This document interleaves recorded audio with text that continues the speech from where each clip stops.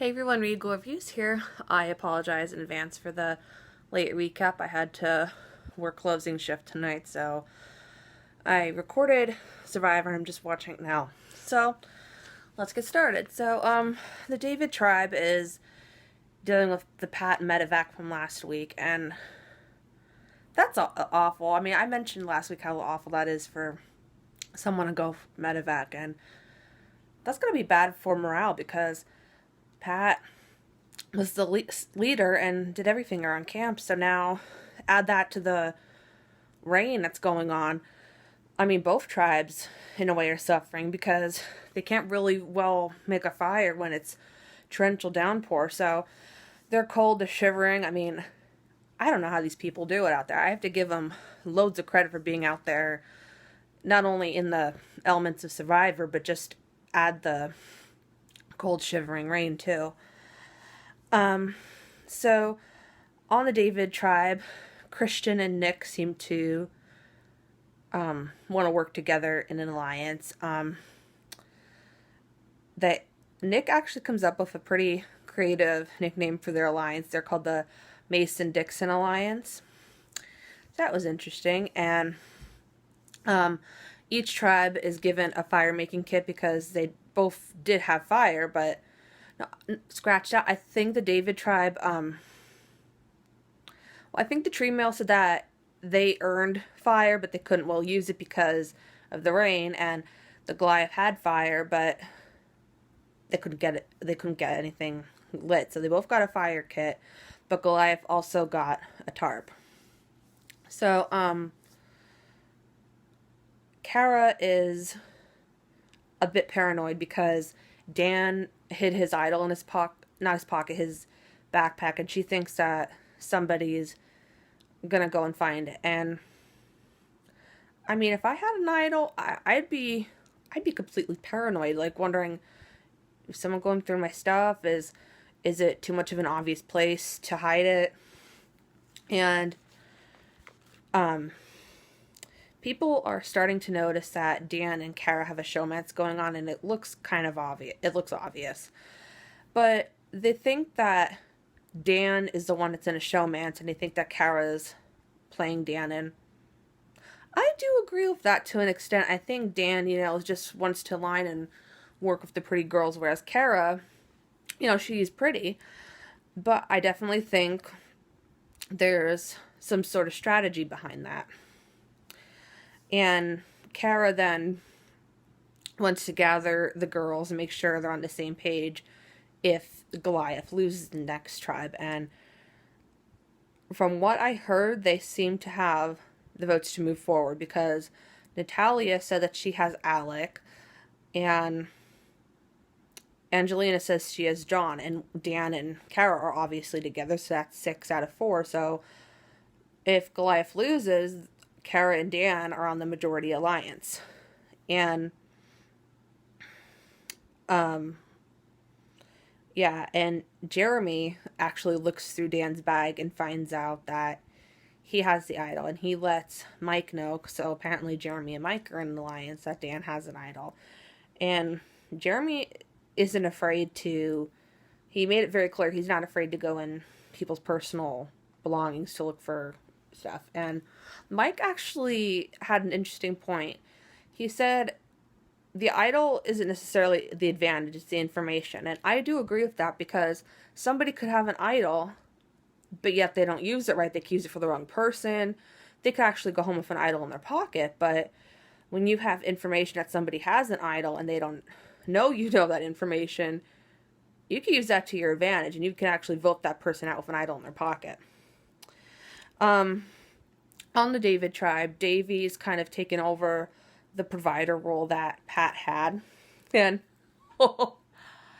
I'm so excited because Davy's, looking everywhere. He's, trying to get bamboo for everything. And I'm like, the way he's looking around, I'm like, he's probably looking for an idol.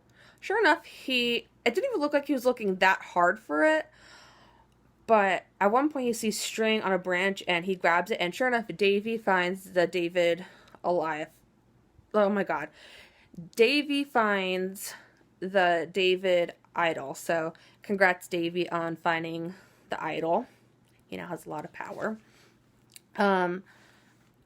Carl then says that if Pat hadn't been medevac, they were all ready to vote Nick off. But now Carl thinks that Lyrsa should go home because she's the weak person on the tribe. And I don't see how she's the weak person on the tribe because she did win the first challenge for them.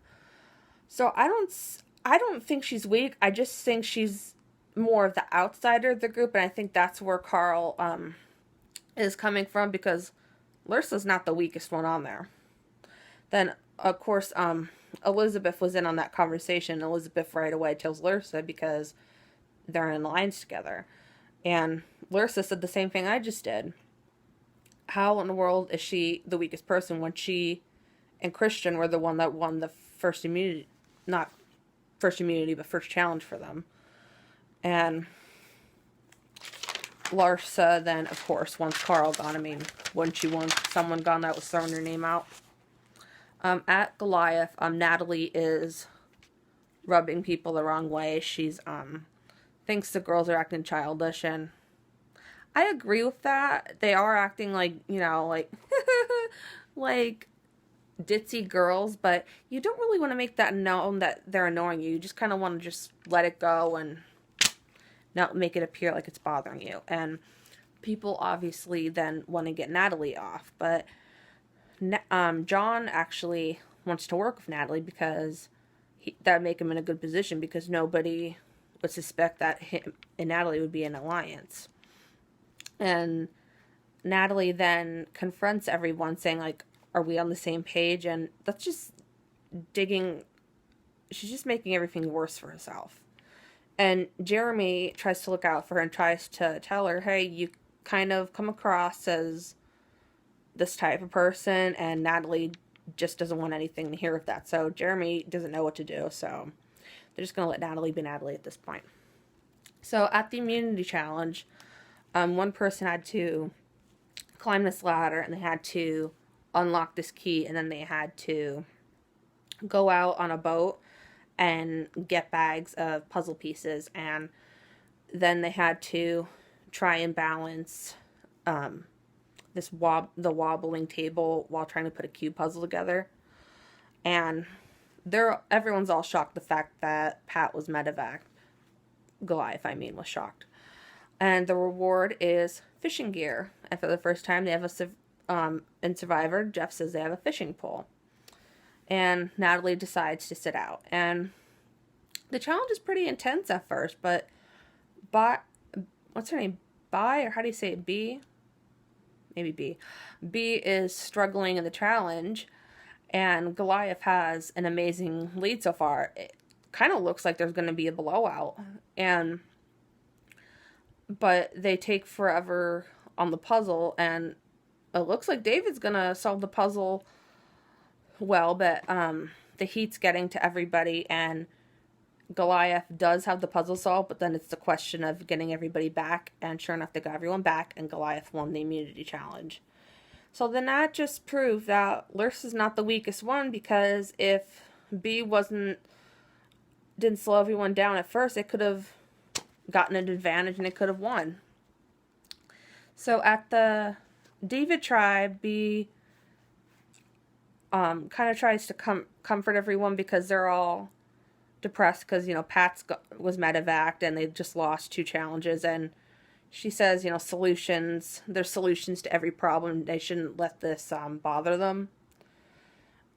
But then Jessica says she's comfortable having Lyrsa go, and B is too. But Gabby is getting this vibe from B and Jessica, like something's not right, because Gabby mentions how she plays probably the same as Lyrsa does in a challenge, so it's only a matter of time before they go after her. So Gabby comes up with the idea to get Jessica gone, and her and Elizabeth, because Elizabeth doesn't want Lyrsa to go. So Gabby, it was Elizabeth. I'm looking at my notes here. Elizabeth suggests to get Jessica out, and Gabby then talks to Christian, saying, at first it was unclear. She said, "Do you want to play with me?" And he thought, "Oh, maybe in the sand," which I thought was cute. Them two are really cute together. But she wants to make sure that Christian's willing to go with her far in the game, and he is. But he also tells Nick, and Nick's unsure who he should vote for because the whole tribe wants Lursa gone. But at the same time, they can make a big move because Jessica is Carl's main alliance member. So you kind of killed two birds with one stone in a way, getting rid of Jessica, because you get rid of this potential threat, but then you also get rid of Carl's right-hand man. At Tribal Council, gotta admit, Tribal Council looks freaking awesome this time. They're talking about the obstacles that have been going on, the Pat Medevac and the rain and the challenges, everything Survivor. And Lursa says how her name's been thrown out there, and Jessica, she kind of came across as bitchy because she's saying that when you're here to play for $1 million, you can't just start playing at Tribal Council. I'm like, she is playing the game. I thought she's I just don't get why they think Lursa's the weakest one. I think they might think she's the outsider, but she's definitely not the weakest one. It's just, Jessica really bothered me. They're saying that, and it comes across the question of how do you balance what's good for you, but then also what's good for the tribe. And it looked like it was going to be a tie vote for a second between Lursa and Jessica, and sure enough, they were able to pull off the big vote and vote off Jessica. The look on Carl's face was priceless. I'm kind of glad Jessica's gone this early because I read before this whole season even started that she made racist comments in the past, and I was like, yeah, I hope she's one of the first people voted off. And sure enough, she was one of the first people voted off, so karma's a bitch. So next week, it shows that Carl definitely feels like he's on the outs because of Jessica gone. And it kind of implied maybe he'd want to align with Gabby and Christian. And then on Goliath, it seems like Jeremy tries to tell people that Dan has an idol, but then also Jeremy's name's being thrown out there. I don't get why that would be, but anyway, Survivor was great. I hope you guys enjoyed tonight's Survivor. If you guys want to check out Survivor, it is on Wednesdays, 8 p.m. on CBS. Until next time, stay regal.